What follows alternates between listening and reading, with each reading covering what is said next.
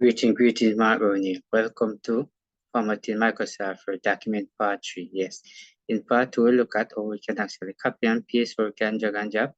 But in Part 3, we're going to be looking at a little more advanced section towards it. Alright, very important. So what we want to look at, the first thing is how to find tab, ribbon, groups, and launch point. Now we're going through this individual, how to enter data in the document, drop cap all first letter in the document, how to use replace, how to use the replace word in document. Right here, use the uppercase and the lowercase, just like that. So this is what you want to focus on right here, right? So we're gonna actually bring up the document, right? So the first thing you want to see right here, you notice all of these you see right here, the tab. So you see the file tab, just like that. This is the developer tab, this is the home tab, insert tab. So whenever you're trying to talk about the tab, all of these are known as tab. But when you click on the tab, what you will see is ribbons. All of these that you see right here is ribbon. So if you click on insert, you notice the ribbon appear. Come right here and click on draw, also the ribbon also appear. All of that. Not only that, within the ribbon, right here you group. If you notice right away, your clipboard is one group. Font over here, so it's another group. But if you notice right away, so paragraph is another group.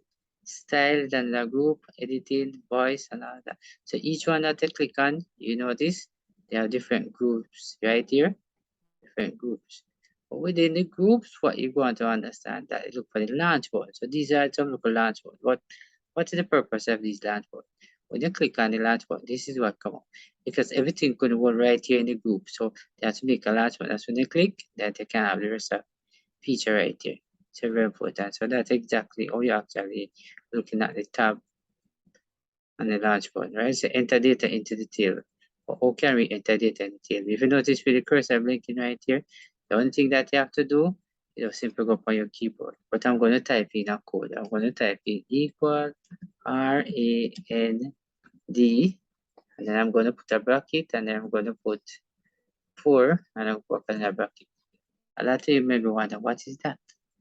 If you notice, RAND equal RAND is a code. 4 is that the amount of paragraph you're going to get. So if I press the enter key, this is what happens. Right? So this is our quickest way to add data in the table. And whatever it added, that actually makes sense right there. Right? So the next thing that we wanted to do, you notice, is a job cap on the first letter in the document. So definitely want to do that. So the first thing that we wanted to do is come right here, we're going to black the V. Right? So you're going to hold on the left side at the mouse side touchpad, take a time and black it like that. Once you black it, you're going to come right up here to raise the tab. You're going to click on the insert tab.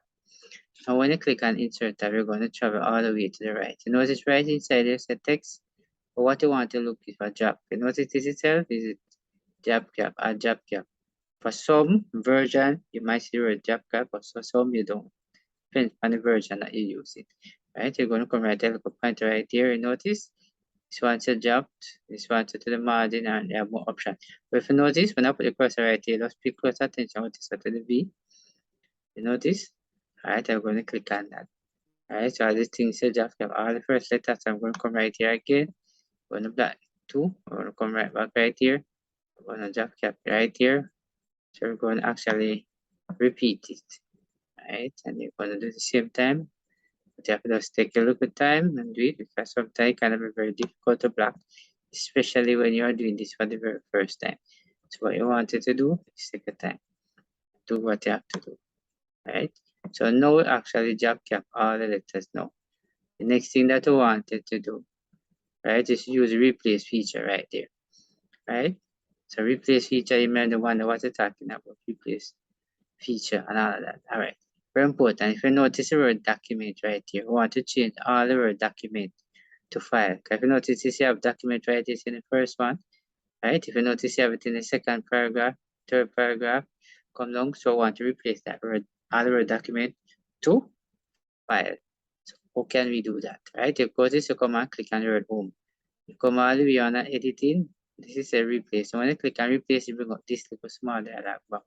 But if you put the cursor on it and hold on the left side of the mouse at the touchpad, you can simply drag it put it exactly where you want it, just like that. Right? So I want to put it that you can actually see that Word document. Right? Now it just says find. But find what? Word document. And so replace with what? Alright. So I want to put the Word document now. So we're gonna type document. Now I have document. Right down here I want to put file. Right here. So bear in mind now, all of the word document right here will return to file. You notice right here, if I zone 1, I could use replace, but it's a replace all, so I'm going to click and replace all. You notice it's all done, right? So I click like that, right? And then I'm going to close it, right? Definitely. If you notice, this is the word file, change from document. You notice right up here, just the same. So that's exactly how you use the replace feature right here in the Microsoft. Right, if you notice, what you use the uppercase and lowercase. So you may wonder what is that uppercase and what is a capital that I can also increase the letter and all that. So if I come right here and I block all of this right here, then I'm going to come right over here. Notice this big A right here. I put the cursor upon it. Notice the first thing there's a change case. Right? It says change the selected text or the uppercase or lowercase right here. So if I come right here and click, you notice I'm going to say lowercase. If I click on lowercase, you notice this is what happened. But if I go now to uppercase, now I'm going to click right here. You notice everything will change to capital. That's uppercase. I'm going to go back again and click and put it to lowercase. And this is exactly how it looks like. Alright, so very important right there. So that is how we change it. Right? So thanks for your time. See you in part 4.